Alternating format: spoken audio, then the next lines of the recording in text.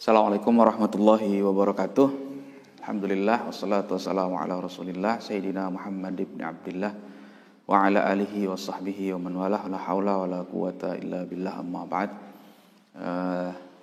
Kawan-kawan sekalian, para santri dan santriwati di rumah, kita berjumpa kembali dalam kajian kitab Bidayatul Hidayah.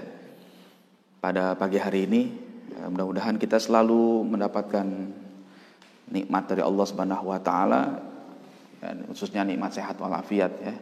Setelah kita dapat nikmat iman Islam, karena nikmat inilah yang membuat kita bisa menjalankan aktivitas ibadah di bulan suci ini dengan baik ya. Mudah-mudahan Allah kekalkan terus nikmat ini supaya bulan ini menjadi membawa berkah ya buat kita.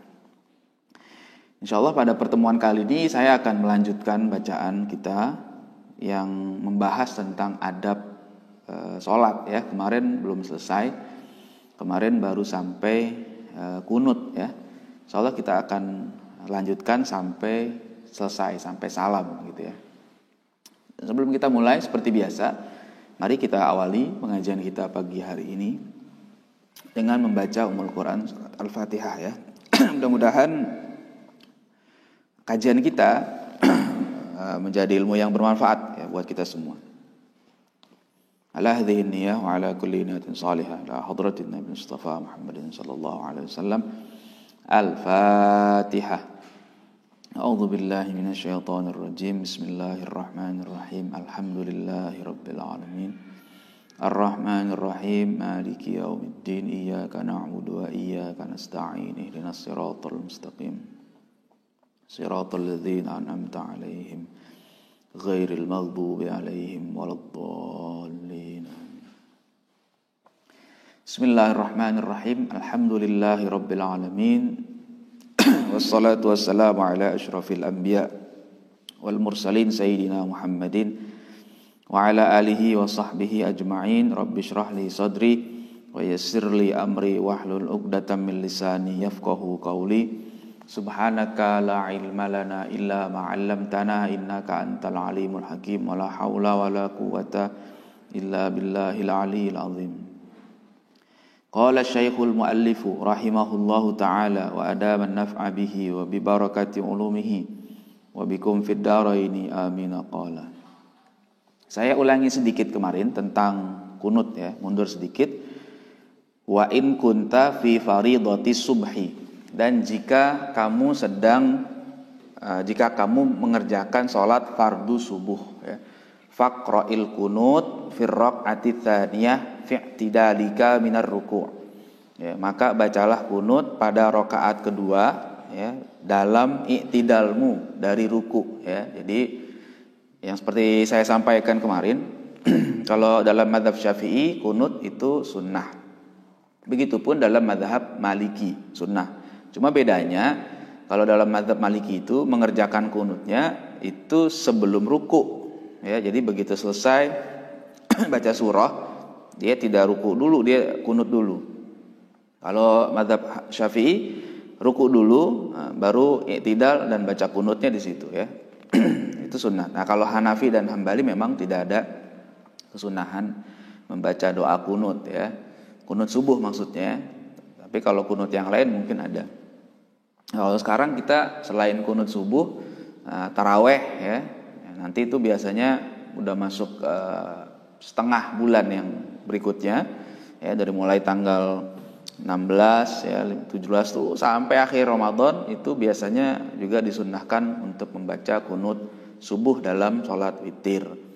Atau dalam kondisi seperti saat ini ya, dalam kondisi wabah ya, pandemi itu ada pendapat juga dari kalangan ulama termasuk ulama Syafi'iyah yang menyunahkan ya kita untuk baca kunut juga di setiap sholat. Kalau mau baca boleh, sangat bagus ya, supaya wabah yang ada ini segera berlalu ya.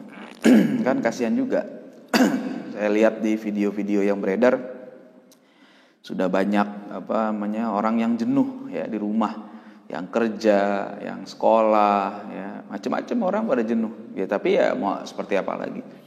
Ya, dan ada yang kangen, ya gurunya kangen, dengan muridnya, muridnya kangen dengan gurunya. Ya, nggak tahu santri di rumah nih pada kangen nggak sama ustadznya nih. Ya, kangen kayaknya. Ya, tapi begitu nanti sampai pondok, kangennya sama rumah lagi. Jadi memang seperti itu kadang-kadang ya. Jadi baca kunut sunnah boleh, kalau tidak baca juga sah. Ya.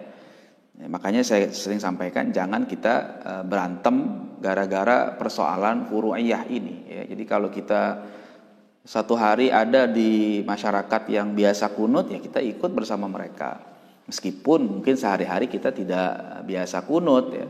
Sebaliknya, ya, kalau kita biasa kunut sehari-hari, kemudian suatu hari kita ada di komunitas yang memang di situ tidak kunut subuhnya, ya kita tetap hargai. Ya udah kita ikut mereka. Ya kita baca. Ya kita walau mereka mereka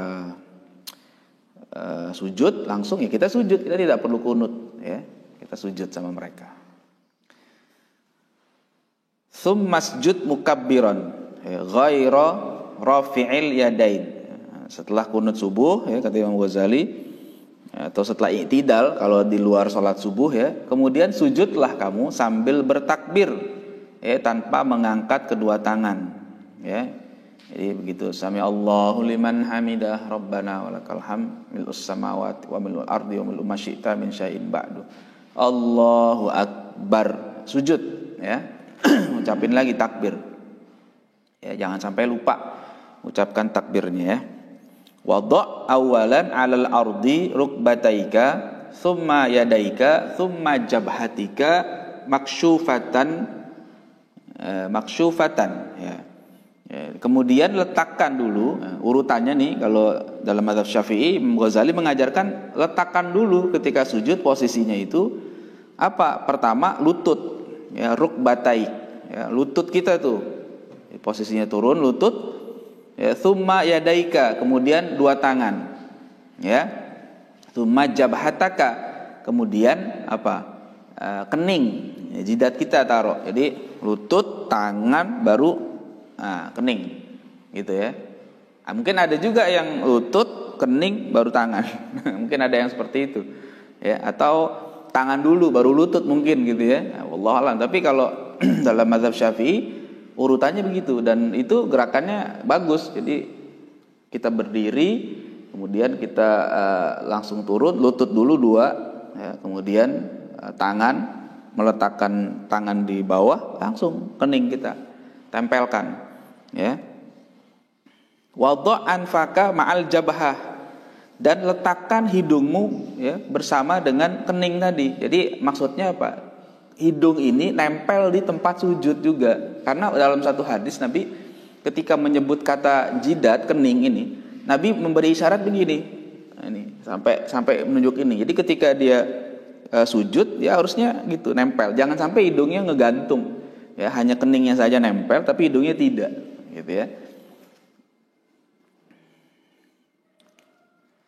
Dan kalau kita sujud di tempat yang halus, ya, di tempat yang tebal, ini penting nih.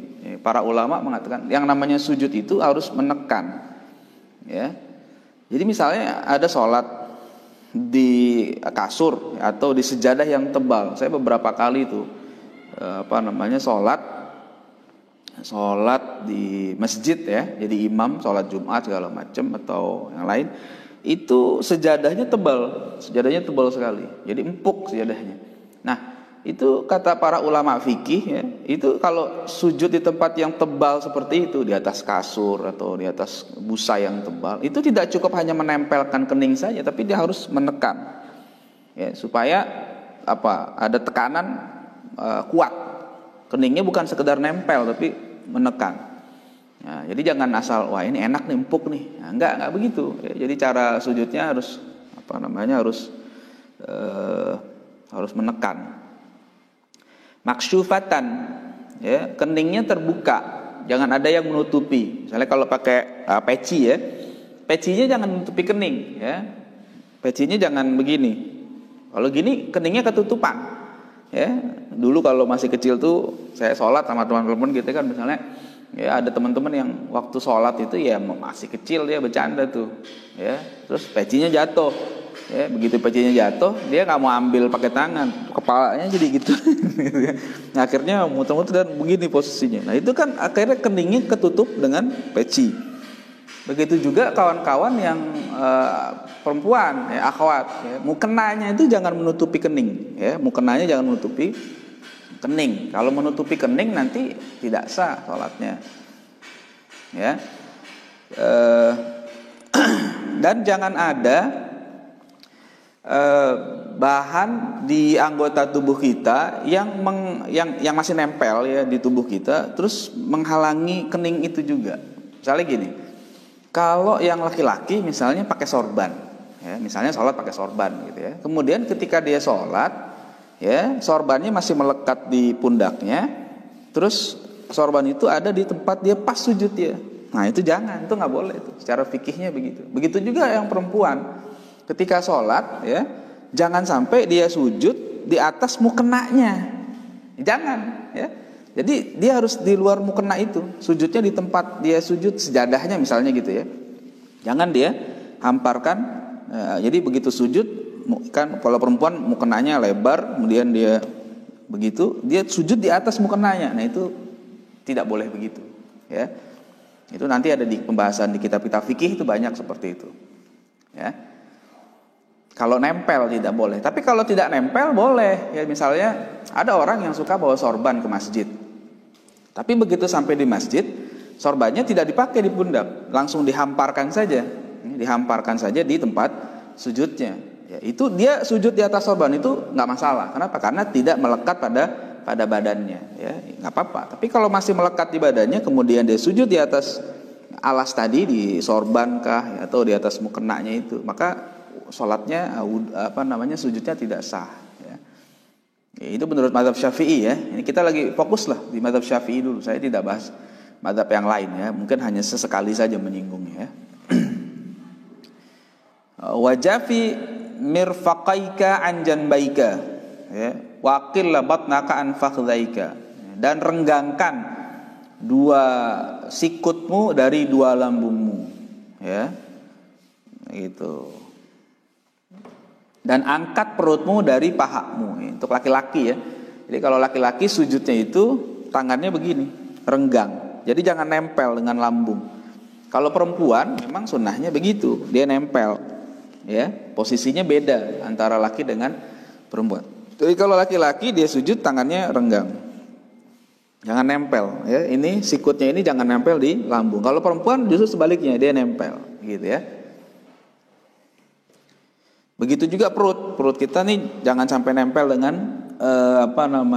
paha. Jadi makanya posisi sujudnya biar benar tuh. Ya, wal mar'atu la taf'alu dzalika. Nah, kalau perempuan tidak melakukan seperti itu, ya, perempuan beda lagi, ya. Itu. Perempuan lebih rapat. Jadi dia tempel supaya lebih tertutup auratnya, ya. Wadha yadaika 'alal ardi hadwa man kibaika, ya. Dan letakkan kedua tanganmu di tanah, ya, maksudnya di bawah itu, ya, tempat sujud, hadwa man kibaika, ya, sejajar dengan dua pundakmu, ya, sejajar dengan dua pundak kita, ya. Wala tafrush, ya, boleh juga dibaca wala tafrish, ya, bisa dibaca dua nih, bi dhammir ra wa yajuzu kasriha. Wa yajuzu kasruha, boleh baca tafrush, boleh baca tafrish. Wala tafrush dhira'aika 'alal ardi, dan jangan kamu hamparkan kedua lenganmu, ya, di bumi, di tanah, di tempat sujud itu. Jadi tangannya begini, bukan ditempelkan, ya. Maaf, ya, seperti anjing itu kan kalau lagi duduk kan tangannya nempel gitu kan di tanah. Enggak begitu kalau sujud. Jadi tangannya gini. Jadi dia tidak nempel, ininya tidak nempel di tempat sujud, ya. Waqul, ya, kemudian bacalah dalam sujud itu subhana rabbiyal a'la, ya, salasan, ya. Jadi baca subhana rabbiyal a'la. ada juga subhana rabbiyal a'la wa bihamdih. Ada riwayat tambahan dari Abu Daud kalau tidak salah seperti itu. Boleh, atau baca doa yang lain, silakan saja. Ya, kalau zikir dalam sholat itu, baik zikir dalam ruku, dalam sujud, bacaannya banyak itu. Ya, kalau dalam kitab Al-Adhkar An-Nawawiyah itu Imam Nawawi menyebutkan banyak zikir. Bahkan beliau sampai mengatakan kalau memang kita bisa, itu semua zikirnya kita baca. Ya, jadi gonta-ganti itu. Ya, di rakaat pertama zikirnya yang mana, rakaat kedua zikirnya yang mana, rakaat ketiga yang mana, rakaat keempat yang mana, supaya semua zikir yang pernah diajarkan oleh Nabi bisa dibaca. Itu kalau hafal semua zikirnya, ya, karena riwayatnya banyak. Tapi kalau nggak hafal, ya sudah yang bisa aja, yang biasa. Subhana rabbiyal a'la, ya sudah itu baca. Ya, jangan diam. Sebab apa? Kalau kita baca subhana rabbiyal a'la itu aman itu untuk apa? Tumakninah. Ya, kan dalam sholat itu harus ada tumakninah. Ya, tidak boleh sholat itu tanpa tumakninah. Jadi tumakninah itu kan diam sebentar supaya ada jeda. Jangan sholatnya tunggang-tungging tidak ada jeda. Nah, itu bisa tidak sah sholatnya. Ya, jadi harus tumakninah dulu. Ruku tumakninah dulu, i'tidal tumakninah dulu, sujud juga tumakninah dulu. Makanya dibaca subhana rabbiyal a'la, atau kalau dalam ruku subhana rabbiyal azim. Salasan, ya, 3 kali aja bacanya. Au sab'an au asyron, atau 7 atau 10. In kunta munfaridan, kalau kamu sholatnya sendiri. Ya, kalau jadi imam jangan baca panjang-panjang, kasihan makmum nungguin. Ya. Ini penting juga nanti, kalau mungkin nanti di pembahasan sholat berjamaah setelah ini ada pembahasan ini. Tapi ya selintas saya sampaikan, kita kalau jadi imam sholat gitu ya, itu jangan panjang-panjang jadi imam. Ya, kenapa? Karena banyak orang di belakang kita, ada yang sakit mungkin, ya, ada yang tua, ada yang ada kebutuhan, keperluan dan sebagainya. Kalau sholat sendiri mau baca apa aja boleh, panjang silahkan. Ya. Tsummarfa' ra'saka minas sujud mukabbiran, kemudian angkat kepalamu dari sujud sambil bertakbir, hatta ta'tadila jalisan, sampai kamu tegak, ya, duduk. Ya, ini duduk di antara 2 sujud, ya. Jadi setelah sujud yang pertama duduk dulu, tegak dulu, duduk di situ, ya, itu namanya duduk di antara 2 sujud, ya. Wajlis ala rijlikal yusra, ya, duduklah kamu di atas kakimu yang kiri. Ya, wansib qadamakal yumna, dan tegakkan kakimu, telapak kakimu yang kanan. Ya, ini yang dinamakan duduk iftirash. Ya, iftirash namanya. Jadi posisi kakinya begini, yang kiri begini, nanti duduknya di sini, kemudian belakangnya begini. Ya, telapak kakinya begitu, tegak. Ya, duduknya di atas telapak kaki yang kiri. Ya. Wadha' yadaika ala fakhidhaika, ya, wal asabi'u mansyuratun, dan letakkan kedua tanganmu di atas 2 pahamu, dan posisi jari-jarinya dalam keadaan terbuka. Jadi misalnya ini paha, kita taruh di atas paha dengan tangan begini, ya, bukan begini. Jangan, kalau ini magdumah, ya, digabungkan rapat. Kalau ini enggak, biasa saja begini. Tapi juga bukan begini, ya, biasa saja maksudnya, gitu ya. Ya, itu posisi tangannya begitu.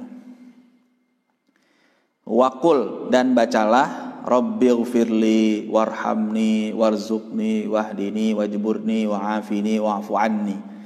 Itu contoh doa duduk di antara 2 sujud. Ada juga yang baca Rabbighfirli warhamni wajburni warfa'ni warzuqni wahdini wa'afini wa'fu anni, misalnya. Banyak doanya, silahkan saja. Ada yang cuma bacanya Rabbighfirli, boleh. Ya, zikirnya nggak ada masalah. Kita boleh baca zikir yang ada riwayatnya dari Nabi, silahkan saja. Ya, nah, itu dalam sholat kita baca doa di antara duduk di antara 2 sujud, ya. Masjud sajdatan thaniyatan kadzalik. Kemudian sujudlah sekali lagi. Ya, yang kedua seperti yang pertama tadi. Jadi sujudnya 2 kali. Ya, kita sujud, ya, 2 kali itu. Ya, jadi sama posisinya. Ya. Tsumma tadil jalisan lil istirahati fi kulli raqatin la tashhadu aqibaha. Kemudian tegaklah duduk dulu untuk istirahat di setiap rakaat yang kamu tidak tasyahud sesudahnya. Nah, jadi gampangnya kalau rakaat 1 dan rakaat ketiga, ya, rakaat ketiga, ya, kalau sholat zuhur kan ada 4 rakaat. Rakaat 1 dan 3 itu kan tidak ada tasyahud, tidak ada tahiyat. Posisinya setelah sujud yang kedua itu jangan langsung berdiri, tapi ada namanya julusul istirahah, duduk istirahat. Jadi dia setelah sujud, dia duduk dulu, seperti duduk di antara 2 sujud, duduk, baru dia naik, gitu ya. Jadi jangan langsung Allahu Akbar naik. Meskipun ini sunnah sih, ya, tidak wajib, tapi itu dapat pahala kalau kita kerjakan, namanya duduk istirahah. Nah, rakaat kedua ada tasyahud, ya tidak perlu karena dia langsung duduk, gitu kan. Nah, atau kalau sholat maghrib hanya di rakaat pertama, sholat subuh hanya di rakaat pertama. Ya. Kalau rakaat ketiga maghrib kan sudah tasyahud, jadi tidak perlu lagi. Subuh tidak ada rakaat ketiga, ya. Jadi kayak begitu. Jadi duduk istirahah namanya itu, ya. Beda kalau kita melakukan sujud tilawah. Nah, biasanya kalau hari Jumat pagi itu sunnah sujud tilawah. Ya, sujud tilawah itu misalnya ada orang baca surat As-Sajdah, ya, atau yang gampang Iqra, ya, Al-Alaq. Itu kan ada wasjud, waqtarib misalnya gitu. Kemudian ada yang sujud tilawah. Dia tidak ruku lagi, langsung sujud. Nah, bangun dari sujud tilawah itu dia tidak duduk istirahat dulu, tapi langsung berdiri, ya. Itu beda tuh. Tsumma taqumu wa tad'ul yadaini 'alal ardi. Ya, kemudian kamu bangun lagi. Ya, dan kamu letakkan kedua tanganmu di atas tanah. Ya, maksudnya tadi itu kalau pas bangun dari duduk duduk istirahat, ya. Bangun kan naruh lagi baru naik gitu, ya. Ya, seperti itu.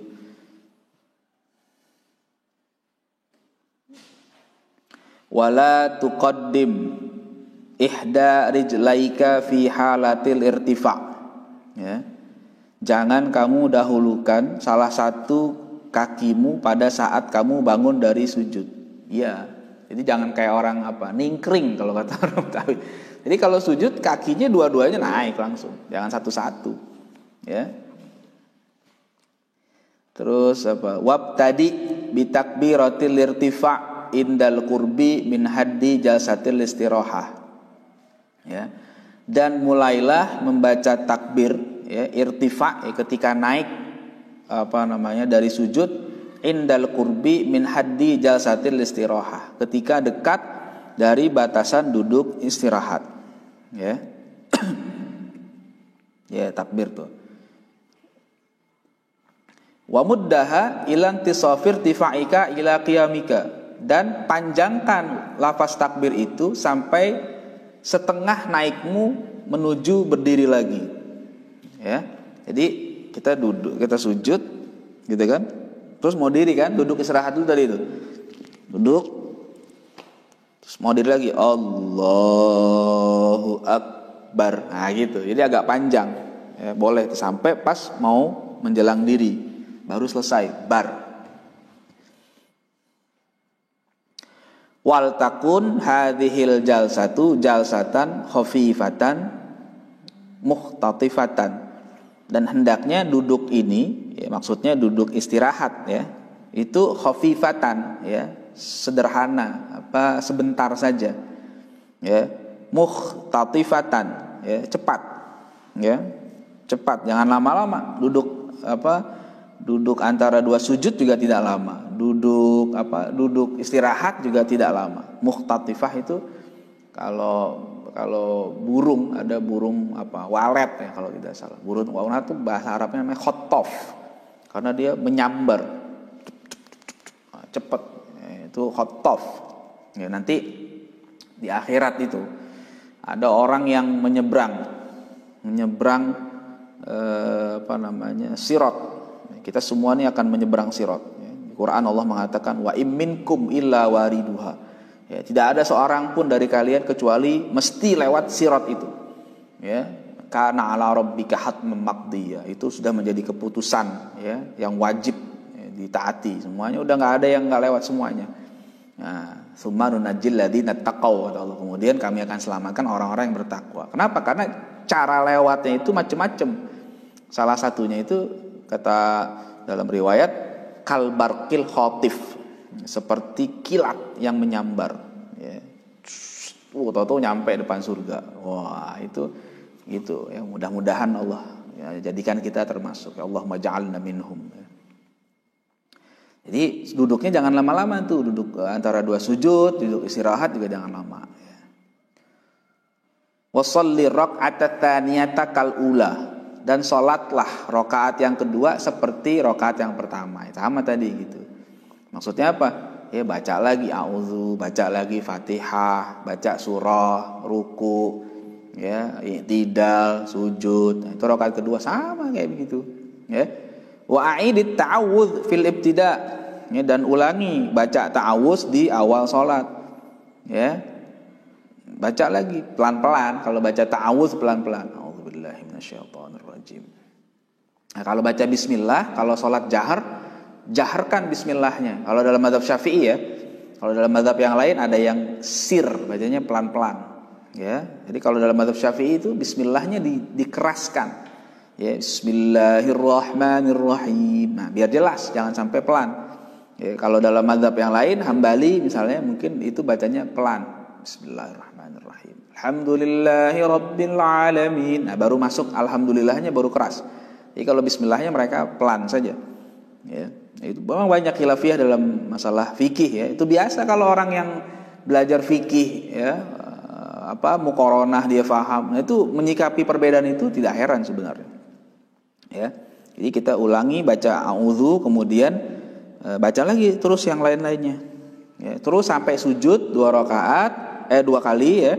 Kemudian baru karena ini rakaat kedua, tsum majlis fi raq'ati tsaniyah li tasyahhudil awal. Kemudian duduklah kamu di rakaat yang kedua itu untuk tasyahud awal. Ya, tasyahud awal ya. Nah, hukum tasyahud awal ini dalam mazhab Syafi'i itu sunnah muakkadah, ya, tidak wajib. Ya. Yang wajib itu nanti tasyahud akhir. Kalau tasyahud akhir wajib hukumnya. Kalau tasyahud awal dia tidak wajib. Ya. Dia sunnah muakkadah. Kalau dia lupa, ya, maka diganti dengan sujud sahwi. Itu apa namanya? Misalnya gini, ada orang sholat, ya, rakaat kedua dia lupa, dia tidak duduk tasyahud awal, ya, tahu-tahu udah diri. Ya, kalau dia sudah diri, ya, maka udah teruskan dirinya, jangan turun lagi. Kenapa? Karena dia sudah masuk kepada fardu. Ya. Berdiri itu adalah fardu, ya, rukun sholat berdiri. Tasyahud awal itu hukumnya sunnah. Jadi ketika dia sudah masuk kepada perbuatan yang masuk kategori rukun sholat, ya, misalnya sholat, jangan dia duduk lagi, ya, lanjutkan. Terus sah tidak sholatnya? Sah, karena tasyahud awal itu hukumnya sunnah. Kalau dia tidak lakukan, sholatnya tetap sah. Nanti sebelum salam dia sujud sahwi, menambal kelupaan yang tadi. Gitu ya. Kalau dia sudah langsung diri posisinya. Tapi kalau masih dekat dengan posisi duduk, dia boleh duduk lagi. Ya, begitu dia bangun, lupa nih awalnya. Dia lupa awalnya untuk tasyahud awal. Begitu mau bangun, ingat belum tasyahud awal, dia duduk lagi, masih dekat. Nah, itu boleh. Gitu ya. Jadi ingat, kenapa kok tasyahud awal sunnah sih? Iya, karena subuh kan tidak ada tasyahud awal. Subuh adanya tasyahud akhir, ya. Jadi tasyahud awal hukumnya sunnah muakkadah dalam mazhab Syafi'i, gitu ya. Baca tuh, ya. Wadha' yadal yumna fi julusit tasyahud 'alal fakhidh yumna, 'alal fakhidhil yumna. Dan letakkan tangan yang kanan dalam duduk tasyahud awal tadi di paha yang kanan, makbudatal asabi illal musabbaha wal ibham fatursilahuma, dengan menggenggam jari-jari kecuali jari telunjuk dan ibu jari, ya. Jadi misalnya paha kita nih begini nih, ini semuanya digenggam, 3 ini, yang 2 ini dilepas, dibiarkan. Cuman nanti ada versi yang lain, ada yang ada yang bergerak, ya. Kalau dalam mazhab Syafi'i dia tidak bergerak, dia diam saja. Ya, diamkan tapi jangan begini semua.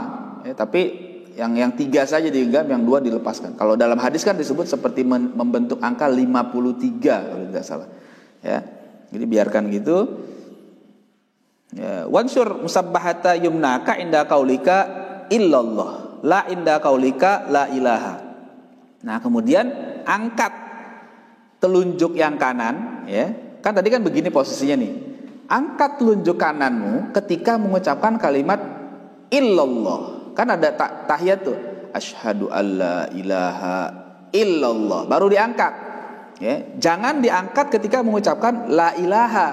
Jangan asyhadu alla ilaha. Salah nih posisinya kalau dalam mazhab Syafi'i. Tapi asyhadu alla ilaha illallah. Nah, ini kata Imam Ghazali, apa fungsinya begini? Dalam syarahnya disebutkan, ketika kita bertasyahud, mengangkat jari kita dengan mengucapkan illallah, itu menggabungkan tauhid dengan 3 amal. 1, amal batin, hati kita meyakini keesaan Allah. Asyhadu alla ilaha illallah, di hati kita tanam. Lidah kita mengucapkan, ya, asyhadu alla ilaha illallah. Kemudian tangan kita menggerakkan, ya. Jadi semua anggota kita itu menjadi beramal. Jadi 3 amal digabungkan dalam satu waktu.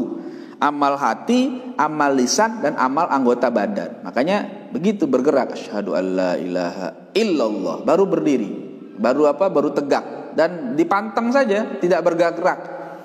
Dalam mazhab Syafi'i, saya katakan lagi.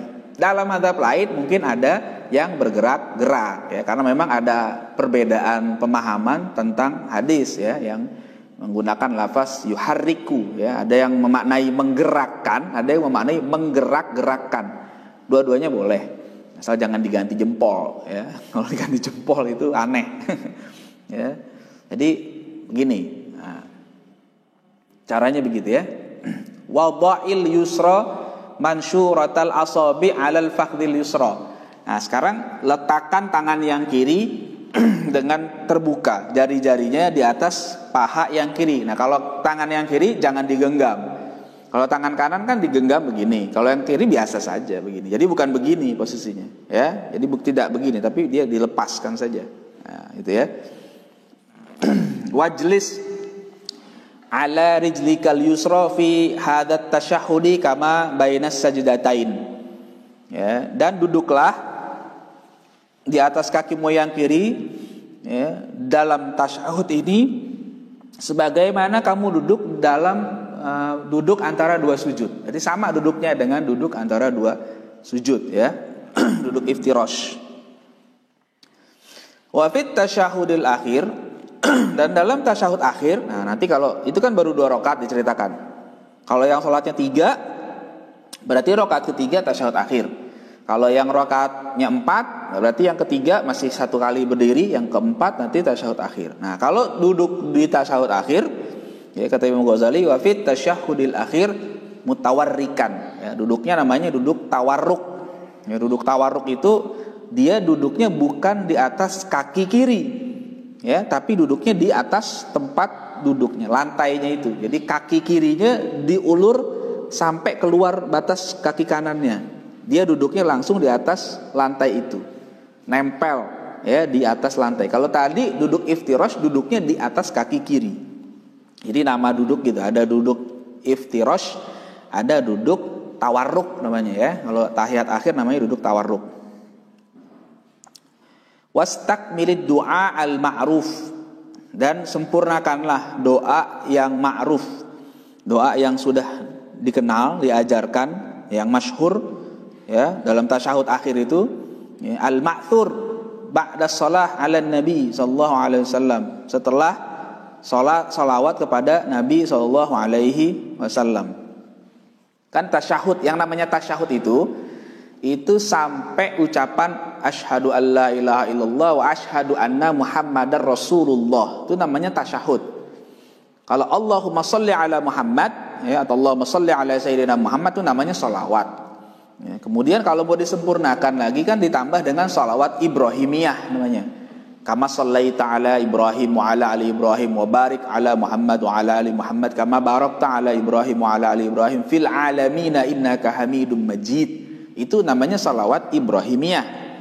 Nah, sekarang sebelum salam kita kalau mau berdoa lagi boleh di situ. Jadi jangan langsung salam, berdoa lagi. Misalnya doa-doa yang ma'thur dari Nabi, doa-doa yang masyhur dari Nabi. Misalnya dibaca Allahumma inni a'udzubika min adzabi jahannam wa min adzabil qabri wa min fitnatil mahya wal mamat wa min syarri fitnatil masihid dajjal. Baca dulu tuh pelan-pelan. Ya, Allahumma inni zalamtu nafsi zulman katsiran wa la yaghfiru dzunuba illa anta faghfir li maghfiratan min indik warhamni innaka antal ghafurur rahim. Baca. Jadi jangan salam dulu tuh. Di situ kesempatan kita memperbanyak doa, ya. Karena sholat itu doa. Jadi kalau kita memperbanyak doa kita boleh di situ. Doa-doa yang ma'thur yang diajarkan oleh Nabi SAW. Ya, begitu. Kesempatan. Wajlis fihi ala warikikal aisar. Wada' rijlakal yusra kharijatan min tahtika wansibil qadamal yumna. Nah, ini yang tadi saya jelaskan. Ini penjelasan duduk tawarruk tadi ya. Duduklah kamu dengan apa pantatmu lah gitu ya, yang kiri itu. Kemudian letakkan kaki kirimu keluar dari bagian bawah. Jadi di los. Ini misalnya ini kaki kanan, kaki kirinya tuh keluar. Jadi kelihatan di sini. Kemudian kaki kanannya belakang, telapak kaki kanannya ditegakkan, ya, supaya apa? Jari-jarinya ini ikut menghadap kiblat. Gitu ya. Itu duduk tawarruk namanya.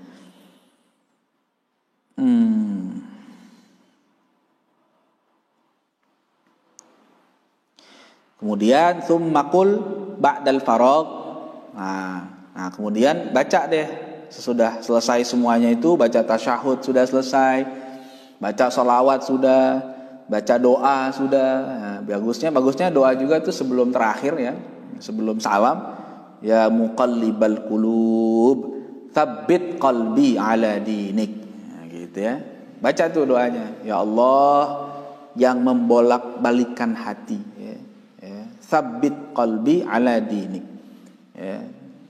Tetapkan hatiku dalam agamamu. Jadi kita minta kepada Allah Subhanahu wa taala supaya kita jangan sampai berubah. Sekarang kita sudah Allah berikan nikmat Islam. Ya, dan semoga terus sampai akhir hayat kita. Kita minta sama Allah jangan sampai berubah hati kita dari Islam menuju kufur. Nauzubillah min dzalik, ya. Nah, gitu. Jadi baca doa. Nah, baru tuh kalau udah selesai semua doa-doa kita baca, baru tsummakul ba'dal faraghi assalamu alaikum warahmatullah. Nah, bacanya itu.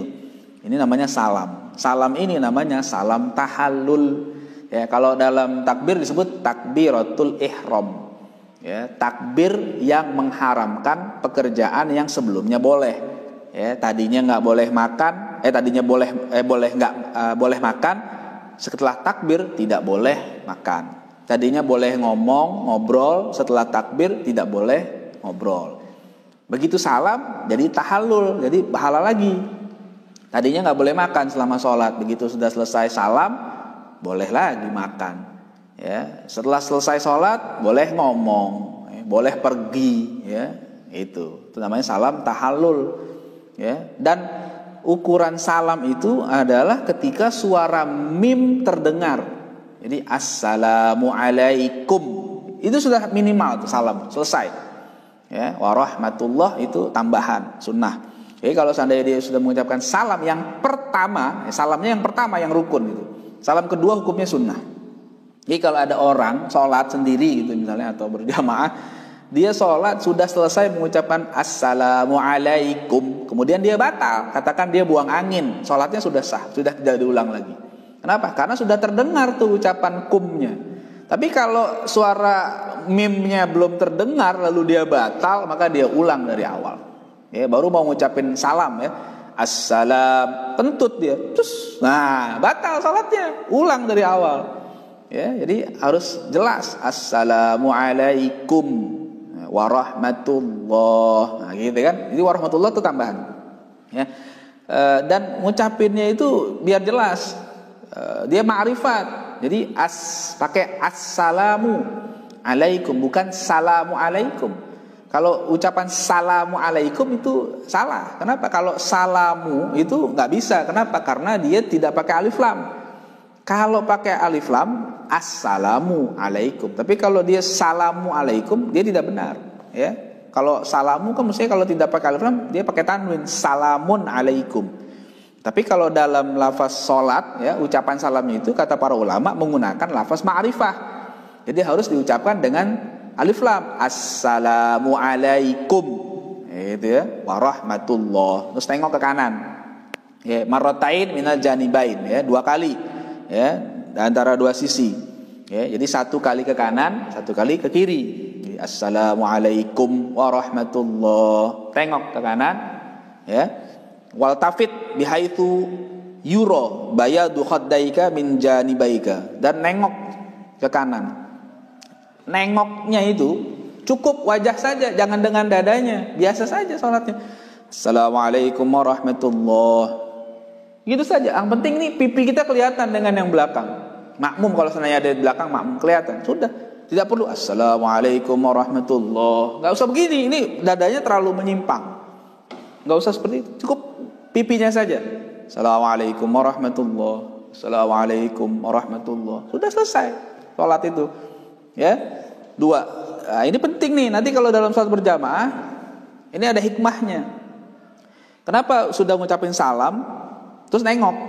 Ya, kalau orang yang buta, ya, mohon maaf, orang saudara-saudara kita yang tidak bisa melihat, kan dia mengandalkan telinga. Ya, jadi ketika dia mendengar suara kita, assalamualaikum, nah itu kata saudara kita yang buta, udah selesai sholatnya nih, gitu kan? Udah kedengeran suaranya.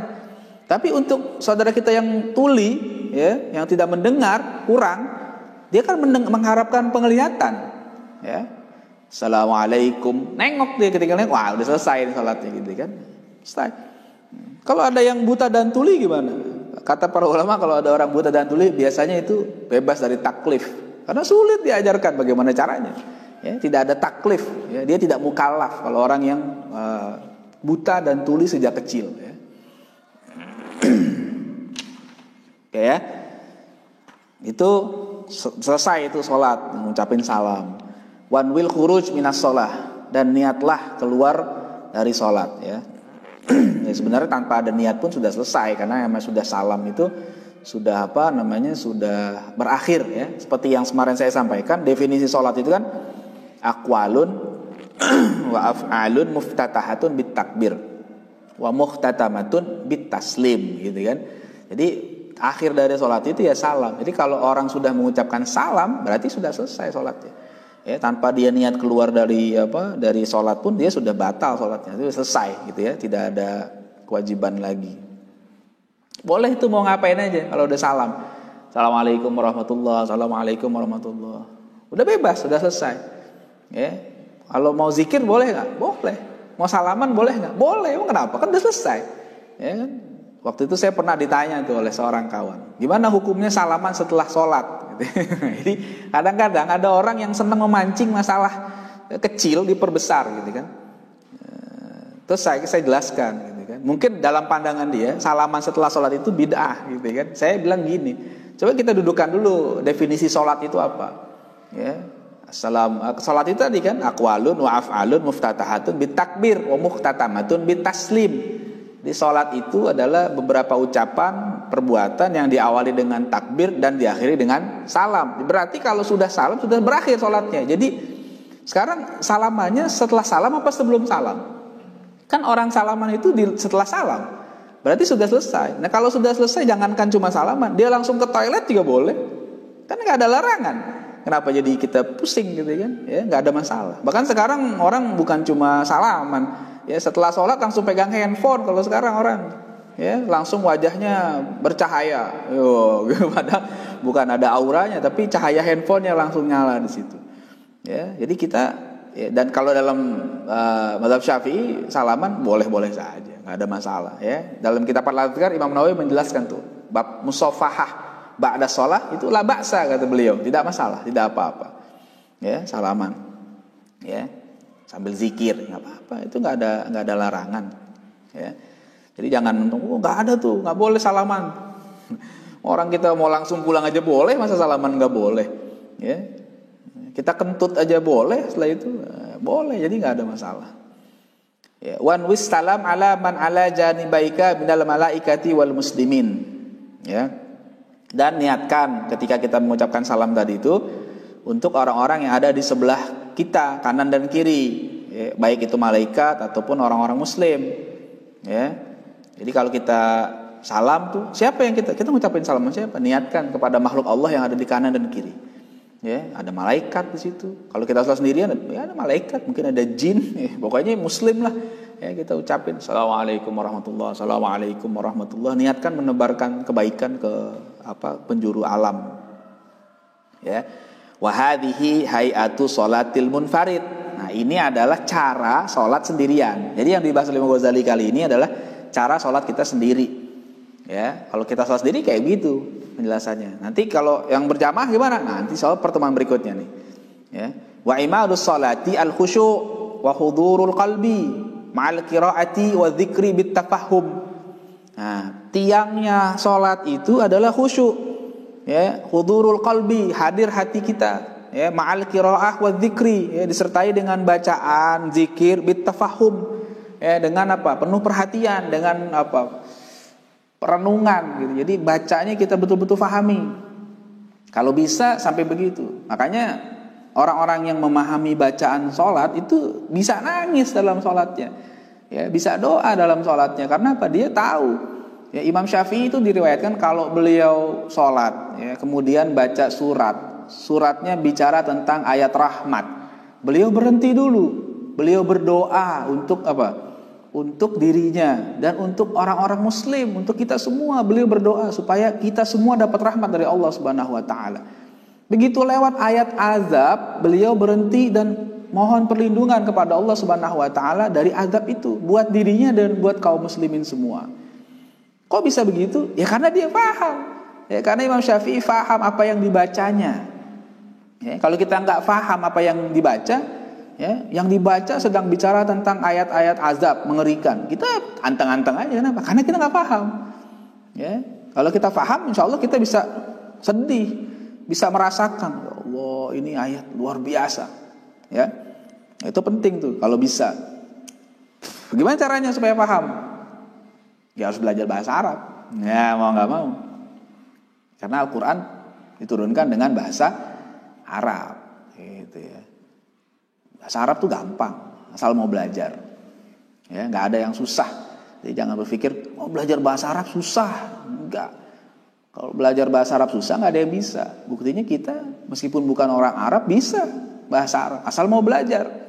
Ya, jadi bahasa Arab tuh, saya berharap ya, kawan-kawan sekalian, santri-santri itu semangat belajar bahasa Arab. Karena bahasa Arab itu bagian dari agama kita. Ya, sehingga ketika kita baca Quran, baca hadis, itu kita bisa sambil merenungi, meresapi bacaan kita. Ya, bahasa yang lain silahkan pelajari.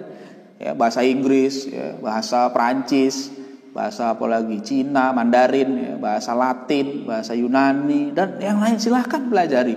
Tapi jangan sampai bahasa Arab nggak bisa. Kan malu kita jadi orang Muslim. Bahasa asing kita begitu hebat, lancar, begitu bahasa Arab nggak bisa. Ya, lancarnya cuma pas sholat doang. Malu lah. Ya, harusnya kalau bahasa Inggris kita bisa lancar, bahasa Perancis kita bisa lancar, bahasa Arab harusnya lebih lancar. Kenapa? Itu bahasa agama kita sendiri. Ya, cuma kadang-kadang kalau belajar bahasa Arab itu banyak godaannya, banyak tantangannya. Ya, akhirnya kalau lagi belajar baru sebentar udah banyak yang muntaber, ya, mundur tanpa berita. Ya, baru berapa kali pertemuan udah pusing kepalanya. Ya, padahal harusnya lebih semangat. Ya. Ya, Imam Ghazali itu bukan orang Arab, dia orang Persia. Ya, tapi bisa bahasa Arab karena belajar. Ya, banyak ulama-ulama kita, Imam Bukhari, itu bukan orang Arab. Imam Bukhari itu kan orang Uzbekistan, Bukhara. Ya, tapi dia bisa bahasa Arab karena belajar bahasa Arab. Ya, para ulama hadis itu rata-rata bukan orang Arab, tapi mereka lancar sekali bahasa Arab.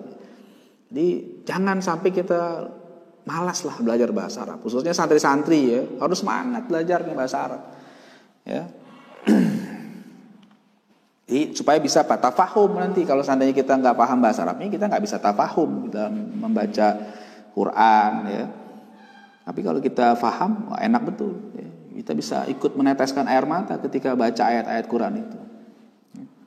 Wa qala Al-Hasan Al-Basri rahimahullahu taala. Imam Al-Hasan Al-Basri rahimahullahu taala berkata, kullu salatin la yahduru fiha al-qalbu fahiya ila al-uqubati asra'u. Ya, setiap salat yang tidak disertai dengan hadirnya hati, maka dia lebih cepat mendapatkan siksaan dari Allah Subhanahu wa taala. Ini kata Imam Hasan Al-Basri. Maksudnya apa? Ini penekanan, ya, pengingat kepada kita supaya salat dengan khusyuk. Ya, bukan hanya sekedar apa? Salat bukan hanya sekedar menyelesaikan kewajiban kita, tapi salat dengan semaksimal mungkin, sesempurna mungkin.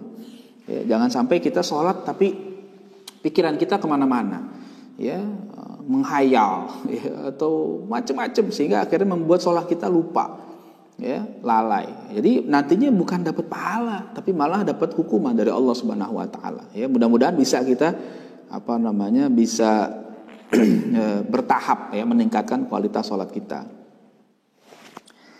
Wa qala Rasulullah sallallahu alaihi wasallam. Dasarnya itu dari sabda Nabi sallallahu alaihi wasallam, apa? Innal abda la yusalli sholata, ya, sesungguhnya hambaku ini dia mengerjakan salat, ya, fala yuktabu lahu minha sudusuha wala usyuruha, ya, tidak dicatat dari salatnya itu apakah 1/6-nya atau 1/10-nya, bukan itu ukurannya. Jadi berapa pahalanya? Apakah 1/6, apakah 1/10? Tidak. Wa inna ma yuktabu lil abdi min sholatihi biqadri ma aqala minha. Nah, yang dicatat pahalanya dari sholat seorang hamba itu adalah seukuran kesadaran dia dalam sholat. Berapa persen kadar kesadaran dia, kadar kekhusyuan dia. Kalau dia khusyuknya 100%, ya 100% dikasih pahalanya. Kalau khusyuknya 80%, ya 80% pahalanya. Tapi kalau khusyuknya hanya 10%, ya 10% itu pahala yang diterima oleh dia. Ya, susah, berat, tapi kita nggak boleh menyerah. Ya, harus diusahakan supaya sholat kita punya nilai, punya kualitas di hadapan Allah Subhanahu Wa Taala. Bukan sekedar menggugurkan kewajiban. Ya, insya Allah mudah-mudahan kita semua diberikan kesempatan oleh Allah, kekuatan untuk terus menjaga sholat kita setiap hari 5 waktu, baik yang wajib maupun yang sunnah, ya. Meskipun sekarang kita sedang masa wabah, ya, seperti saat ini, sholat jangan ditinggal, ya. Justru kalau sekarang kita sedang ada ujian seperti ini dari Allah Subhanahu Wa Taala, kita harusnya banyak mendekatkan diri kepada Allah Subhanahu Wa Taala dengan mengerjakan sholat, ya, meskipun di rumah, ya. Kalau sekarang sulit ke masjid karena memang ada himbauan dari pemerintah, dari ulama, kita ikuti, ya, dan insya Allah kalau kita jalankan dengan ikhlas di rumah pun sholat kita akan bernilai di hadapan Allah Subhanahu Wa Taala. Nah, hadirin sekalian, para santri di rumah, kawan-kawan semua yang menyimak kajian ini, inilah pembahasan adab-adab sholat, ya. Dan insya Allah besok kita akan lanjutkan kembali dengan adab imamah wal qudwah. Jadi adab bagaimana sholat berjamaah.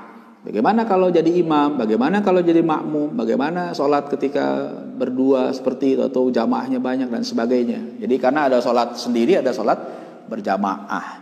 Nah, mudah-mudahan kita senantiasa diberikan kesehatan oleh Allah Subhanahu Wa Taala dan bisa terus mengikuti lanjutan kajian kitab Bidayatul Hidayah ini. Insyaallah kalau kita bisa pahami, ya, dan bisa kita amalkan, ini akan menjadi jalan yang baik untuk kita meraih ridha Allah Subhanahu Wa Taala.